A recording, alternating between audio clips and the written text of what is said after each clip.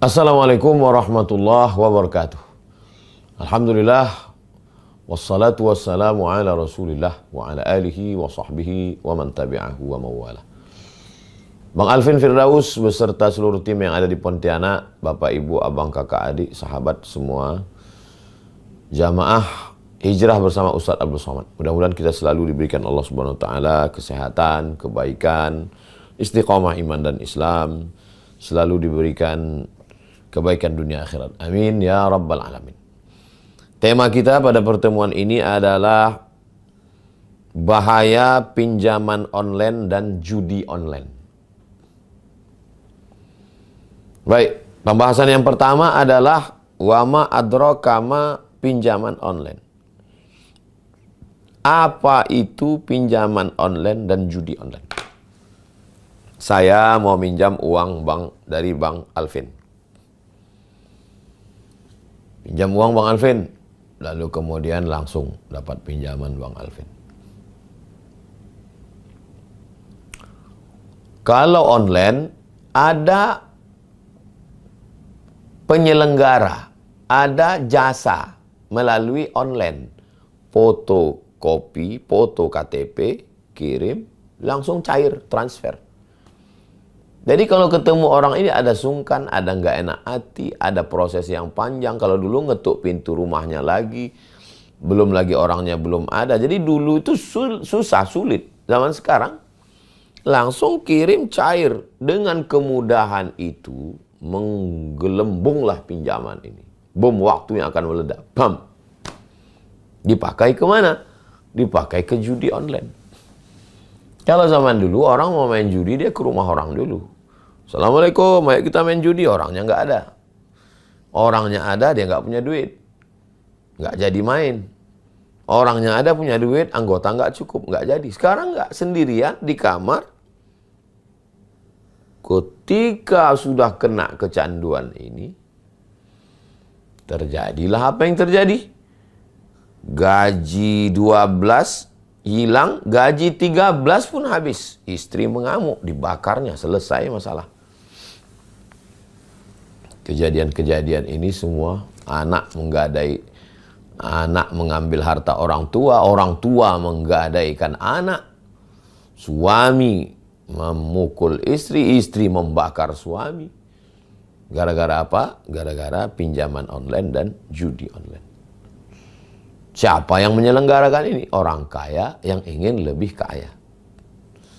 Mudah-mudahan Allah menjaga negeri kita, menjaga anak kita, menjaga keluarga kita, suami, istri semua dari judi online. Ini judi online dan pinjaman online. Ini yang pertama. Yang kedua, mengapa orang bisa terjebak pada pinjaman online? Oke. Tidak semua orang punya uang yang cukup untuk memenuhi kebutuhan keluarga. Dia punya kekurangan, maka dia perlu meminjam. Tapi, masa Ustadz seumur hidup nggak pernah minjam? Pernah, saya pernah minjam. Saat saya perlu, saat saya butuh. Tapi kalau hanya untuk lebih, hanya untuk style, hanya untuk gaya, minjam, itu musibah luar biasa. Minjam karena perlu, minjam beras untuk makan. Dan dalam Islam dibenarkan itu minjam. Surat Al-Baqarah ayat 282. Ya ayyuhalladzina amanu, hai orang beriman, idza tadayantum, kalau mau menjalin transaksi bidainin, hutang piutang, ila ajalim musamma, sampai batas waktu tertentu, faktubuh, tulislah. Pernah saya minjam, tapi saya bayar.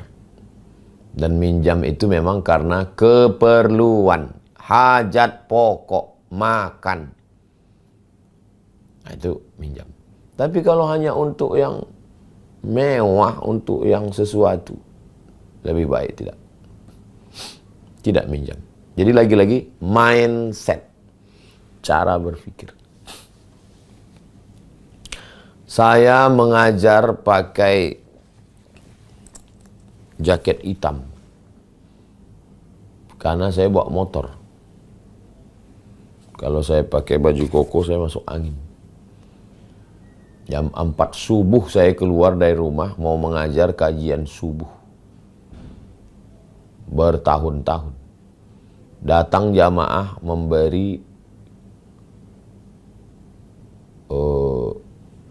50 juta waktu itu. Untuk DP. Ustadz ini 50 juta untuk DP. Enggak, saya enggak mau. Ustadz belilah mobil yang bagus, ini DP-nya nanti Ustadz kredit. Enggak, saya mau. Karena ini lagi-lagi mindset ditanamkan oleh orang tua, jangan berhutang. Itu tertulis tuh di kepala, jangan berhutang. Kalau pertimbangan saya waktu itu simpel aja. Untuk apa saya hidup mewah kalau saya dikelilingi utang? Nanti saya ketemu dengan orang yang ngasih pinjaman, mata dia yang ngelihat saya merasa. Dan nanti kalau dia minta macam-macam ke saya nggak bisa nolak. Ustaz datang ke rumah saya mau pindah rumah, anak saya mau akikah, anak saya mau walimah, saya nggak bisa bilang say no. Kenapa? Karena saya sudah tertawan. Jadi saya dari dulu. Jadi bukan sekarang-sekarang, dari dulu awal-awal pulang, masih kuliah. Selama di Mesir 4 tahun, susah, sulit. Tapi mindset ditanamkan ibu, jangan minjam. Datang sahabat saya, kakak kelas saya, Ustadz Fulan. Mat, kata dia, kita ini akan berangkat haji nih tahun 2000. Naik kapal laut dari Makkah, dari Kairo ke terusan Suez, naik bis 7 jam. Dari terusan Suez nanti kita akan ke Jeddah naik kapal 2 hari 2 malam. Tiket PP $100, beli visa haji 300, $400. Ada uang yang dibawa dulu berangkat nggak pernah dipakai, masih dalam bentuk dolar. Habis 400. Ini 50 mat untuk makan. Abang pegang dulu bang. Nanti kalau aku nggak ada duit di Makkah, baru ku pakai. Jadi prinsip saya bukan pegang dulu, nggak, tahan dulu. Nanti kalau udah nggak ada betul makan, baru ku pakai. Selama di Makkah, alhamdulillah, makan. Macam-macam kerja untuk makan. Tapi yang namanya untuk minjam, jangan. Itulah pentingnya pendidikan orang tua, jangan minjam. Almarhumah emak ngasih tahu, jangan minjam. Tapi bukan berarti minjam itu haram. Kalau minjamnya untuk kemewahan, kelebihan. Minjam hanya untuk handphone supaya dilihat orang high style. Bagi saya nggak bisa tidur saya itu.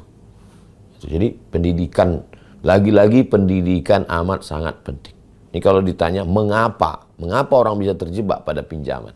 Kalau dikaji-kaji betul, dilihat karena kebutuhan, saya nggak yakin itu orang minjam karena kebutuhan. Lebih pada keinginan. Ada nggak Nabi membahas tentang itu? Pembahasan ketiga, hadisnya. Ada. Diriwayatkan Imam Al-Bazzar dan Imam At-Tabrani. Yang membuat manusia itu merasa kurang. Yang pertama, syuhun muta'. Syuhun itu lebih dahsyat daripada bakhil. Kalau bakhil itu pelit. Orang bakhil nggak mau duitnya dimakan orang lain. Itu bakhil. Duit dia pegang, nggak mau dia kasih ke orang lain. Itu bakhil. Kalau syuh, uang dia nggak mau makan uang dia. Itu kan parah. Uang dia pun nggak mau dia makan. Uang dia letak di bank. Yang dia makan duit orang. Itu syuh namanya. Sebetulnya dia punya uang. Uangnya dia simpan. Dia pinjam ini, mau dia putar ke sini, mau dia putar ke sini, mau dia putar ke sini. Salah putar, bam, meledak. Jadi, sudah diceritakan Nabi ini 14 abad yang lalu. Jadi kalau mau menyelamatkan dari pinjaman online ini adalah jangan kena penyakit syuh. Pelit, di atas pelit lagi. Kalau pelit, bakhil hanya sekedar nggak mau ngasih orang. Tapi kalau syuh, uang dia sendiri pun nggak mau dia makan, dia hanya mau makan uang orang. Bahasa kitanya tamak, rakus. Yang kedua, hawa muttaba. Dalam hadis ini, memperturutkan hawa nafsu. Makan kan nggak banyak, tapi kenapa makan di restoran mahal, di hotel mewah? Hanya untuk apa? Hanya untuk status. Supaya teman-teman ngelihat anak orang kaya, handphone terbaru, sepatu branded, tas mahal. Dulu barang-barang ini nggak banyak. Kalaupun banyak dipakai orang antar intern sesama artis. Sekarang semua yang dipakai artis itu dilihat oleh orang. Karena dia update status, di follow Instagramnya, IG-nya, dilihat tiap hari. Akhirnya ngutang hanya untuk beli tas kulit supaya dilihat kawan di kantor. Yang nggak cukup gaji untuk bayar itu. Setelah dibeli ngutang, ternyata si artisnya ditangkap oleh pegawai pajak. Pas ditanya, artisnya ngaku tasnya KW. Nangis Bombay itu orang. Ternyata artis yang diikuti pakai tas KW. Kenapa mereka pakai tas KW? Menghindar pajak. Kenapa dia pakai merek branded? Untuk high style. Memperturutkan hawa nafsu. Berlanjut kepada i'jabul mar'i. Untuk apa ini tas branded, HP mahal, mobil mewah? Ini untuk apa ini semua?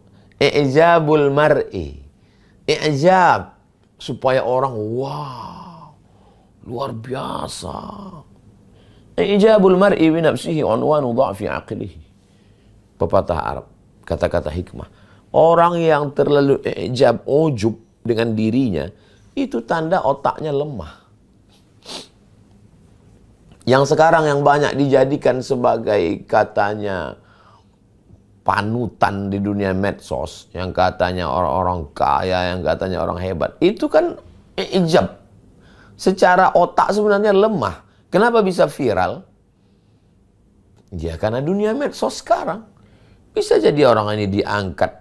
Dulu orang diangkat itu karena suaranya bagus, karena musiknya hebat, karena filmnya banyak. Sekarang ada orang nggak pernah nyanyi, nggak pernah buat lagu, nggak pernah buat film, tapi terkenal. Kenapa? Terkenal karena sensasi, bukan prestasi. Itulah yang dijadikan public figure. Apa nggak gila dunia ini? Ada dia buat lagu? Nggak ada. Ada grup bandnya? Nggak ada. Ada nyanyinya? Nggak ada. Ada filmnya? Nggak ada. Lalu kenapa bisa? Karena sensasi. Mujahirun. Orang-orang fasik yang berbuat dosa, lalu kemudian ditonton orang banyak. Kenapa ditonton? Ya salah kita sendiri. Jadi 3 serangkai ini, bakhil, medit, kikir, pelit, gak mau keluar duit, memperturutkan hawa nafsu karena ingin dipuji, disanjung, dikagumi orang. Syuhun muta' hawa muttaba' i'jabul mar'i binafsihi. Hadis riwayat Al-Bazzar dan Tabrani. Inilah akar daripada munculnya ingin pinjaman online. Karena 3 faktor tadi. Jadi faktornya faktor psikologis. Ya Ustadz enak ngomong begitu. Ustadz kan, ya saya manusia juga. Datanglah ke pondok, lihatlah kehidupan saya. Biasa aja. Kendaraan, mobil, jam tangan. Biasa aja jam tangan. Nah, ini dikasih Ustadz Lukman. Tanya Ustadz Alvin. Ustadz Lukman ngasih. Cincin. Nah, Ustadz cincinnya 2 ini dikasih jamaah Kalimantan. Ini dikasih jamaah. Apa yang mau kita tunjukkan? Kita pakai batu harga 100 juta. Bukan orang pun tak tahu. Entah batu, entah plastik. Kita aja yang merasa sebenarnya. Pakai topi ini, pakai ini. Biasa aja. Itu Ustadz bajunya branded. Dikasih orang. Saya pun tak tahu mereknya apa. Saya tak pernah gila dengan merek dari dulu. Pendidikan dari mana Ustadz dapat itu? Dari orang tua. Jadi memang pengaruh orang tua ini luar biasa. Orang tua tidak pernah menanamkan yang macam-macam. Pendidikan. Tapi kan zaman sekarang nggak sama dengan zaman kami dulu Pak Ustadz. Memang betul. Makanya kita juga menanamkan itu, jangan pernah bosan menyampaikan itu. Karena kalau kita bosan, medsos nggak bosan. Kalau kita capek, medsos nggak capek. Tiap hari, maka mesti dilawan terus. Ibu, bapak pulang ngobrol dengan anak, duduk, tanamkan terus ke mereka. Kebahagiaanmu itu saat kau berhasil kuliah, saat nilaimu tinggi, saat kau berprestasi. Bukan dengan sepatu mahal, baju mahal, ikut branded, ikut style, tapi dililit utang. Ngomong terus, tulis di dinding. Nah ini supaya pikiran. Nah, yang keempat. Setelah orang ini tidak mau uangnya terpakai, maka dia perlu uang orang lain. Dia pakai pinjol. Diperturutkannya hawa nafsu, ingin ini, rumah besar, dapat mobil mewah, dapat itu, dapat ini. Bagaimana solusinya? Dari pinjol ke judi online. Saya berapa kali dapat tawaran melalui WA, nggak tahu dia dapat nomor saya dari mana. Melalui aplikasi, mudah loh, Anda tinggal transfer sekian. Memang gila zaman sekarang. Ustadz pun ditawarinya juga main judi online. Nah, jadi kunci pintunya dulu dari awal. Dan kalau sudah pernah terjerembab, pernah masuk ke dalam, cepat-cepat sadar. Taubat, tinggalkan. Pengusaha judi tidak main judi. Mereka hanya mengambil keuntungan. Dia ulur, menang sekali, 2 kali. Dan orang ketika menang ngaku. Saya menang, ini hadiah menang. Pas kalah dia nggak ngaku. Itulah jahatnya. Yang main ini perusahaan judi di luar negeri sana. Orang-orang kroco-kroconya ini jadi bintang iklannya. Ternyata rumahnya pun pinjaman, motornya pun pinjaman, barangnya pun tidak branded. Ketika ditangkap polisi, ditangkap pajak, pada ngaku semua. Itu yang dulu flexing, memperlihatkan rumah mewah, mobil mahal, mobil sport. Ternyata punya showroom. Tapi berita itu diangkat, orang nggak peduli. Orang sudah mabuk dengan dunia ini. Jadi maka kita mesti cepat sadar, kesadaran. Sadar dengan hakikat hidup, sadar dengan apa yang mau kita cari, sadar bahwa ini tipu-tipu ini semua, bohong ini semua. Kalau cepat kita sadar, maka insya Allah. Lalu cepat kembali kepada agama. Poin yang keempat, surat Al-Maidah 100. Surat Al-Maidah ayat 90. Innamal khamru khamar, wal maisir judi, wal ansab menyembelih binatang untuk berhala, wal azlam mengundi nasib, rijsun najis, min amali syaitan fajtanibuh. Rijsun najis, min amali syaitan, perbuatan syaitan, fajtanibuh, jauhi, la'allakum tuflihun. Kalau kamu mau menang dalam hidup, tinggalkan ini. Orang tua wajib mengontrol istrinya, mengontrol anaknya. Istri saling menasehati suami. Al-mu'minuna wal mu'minat ba'duhum awliya'u ba'd. Kalau ada suami yang selalu ditanya istrinya, melihat handphonenya, aku takut kau kena game online, judi online, aku khawatir kau nanti terjerat. Itu mereka sayang. Orang tua masuk ke kamar anak, mesti izin, umur 18 tahun, itu barat parenting punya. Mau diikut kemana barat ini?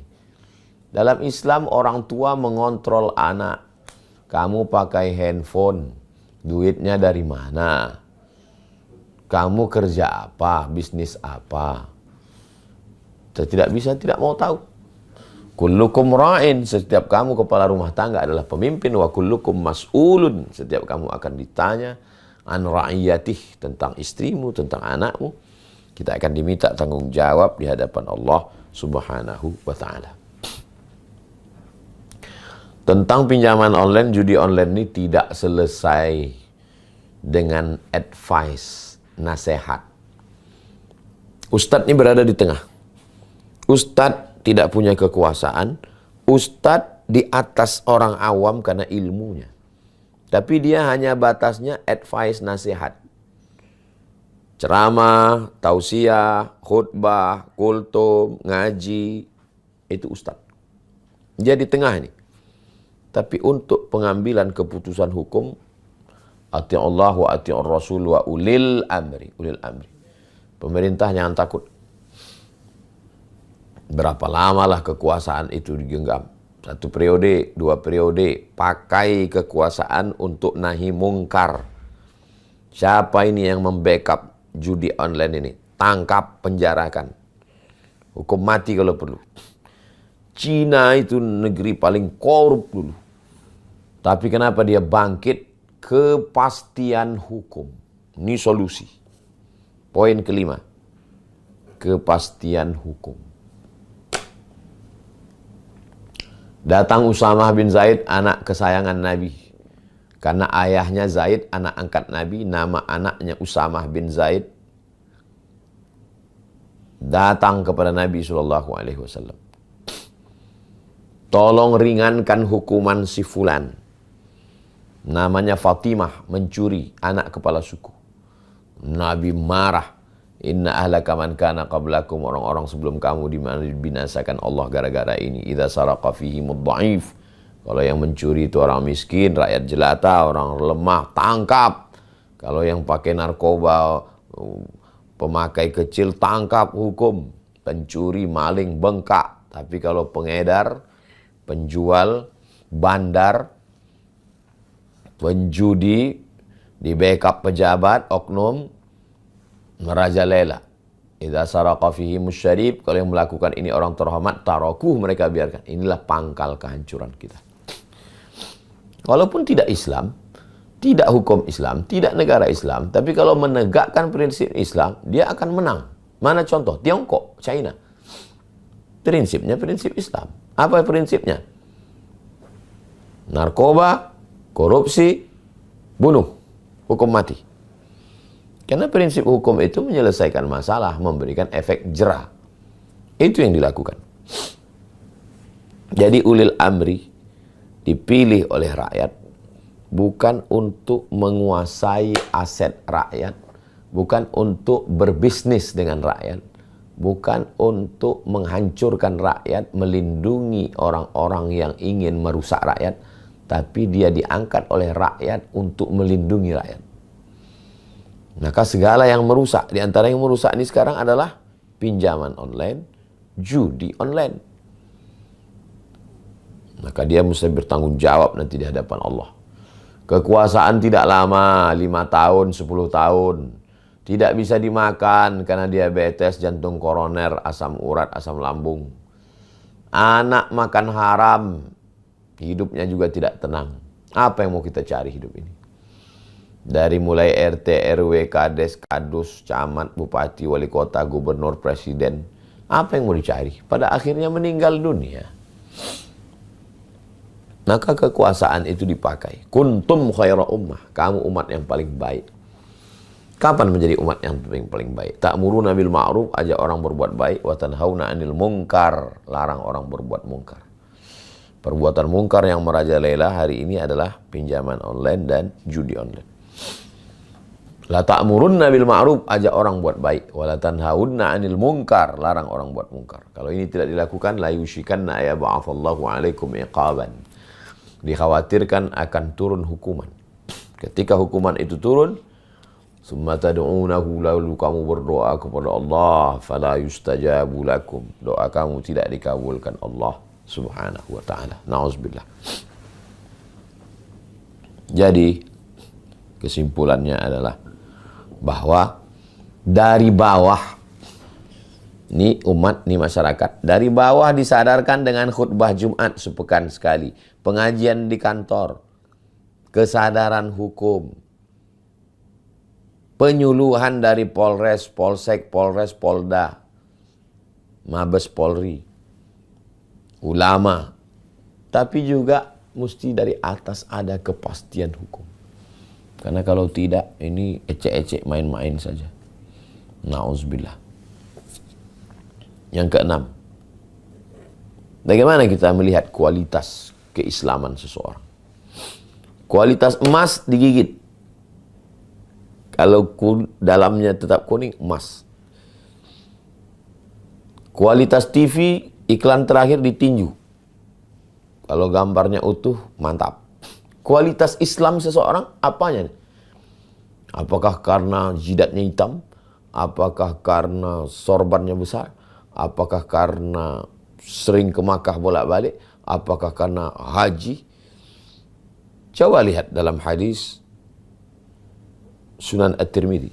Min husni islamil mar'i tarkuhu ma la ya'nihi. Kalau mau melihat kualitas keislaman seseorang, maka lihatlah bagaimana dia meninggalkan sesuatu yang tidak penting. Sesuatu yang tidak penting untuk agamanya, untuk keluarganya, untuk apa dia mati-matian membela itu? Mati-matian untuk beli skincare mahal yang harganya melampau kemampuan. Besar pasak daripada tiang. Sampai minjam online. Karena minjam ke orang malu. Untuk membayarnya karena nggak cukup ikut judi online. Apa ini?